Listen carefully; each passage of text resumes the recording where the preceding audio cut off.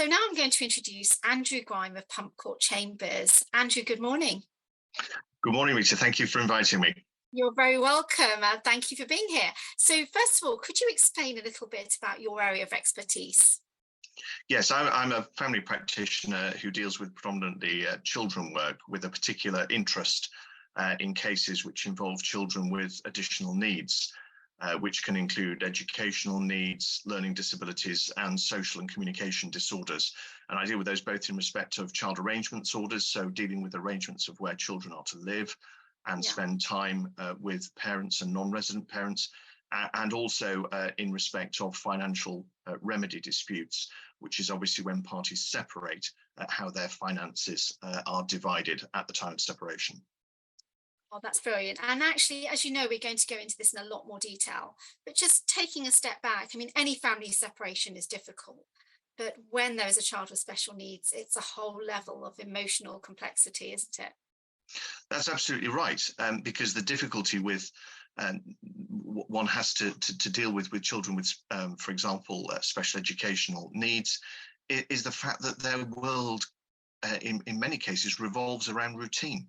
And that separation that you have when parties' relationship comes to an end, it's not just the loss of a home, it's the loss of that routine, and it's the loss of that familiar environment, which is so important to children who suffer with such conditions. And that family unit, which is difficult for any child, but even more so if the child has additional needs. I mean, it is a stress on marriages, isn't it? I mean, you know, as you know, important and as special as these children are, we can't deny that it puts an additional level of stress on marriages.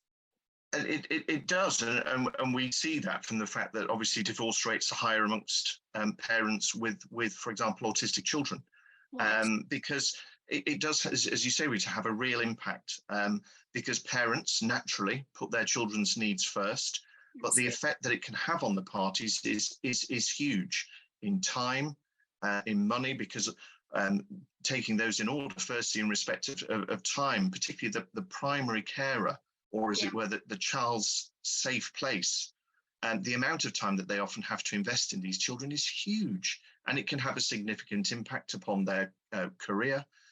Because obviously these children have specific requirements, which mean that the sort of normal one-size-fits-all approach, which doesn't work, absolutely, the traditional approach just doesn't work, no. And similarly, marriages, one party can feel quite sidelined if it feels as though the family rotates just around this child, as it should do.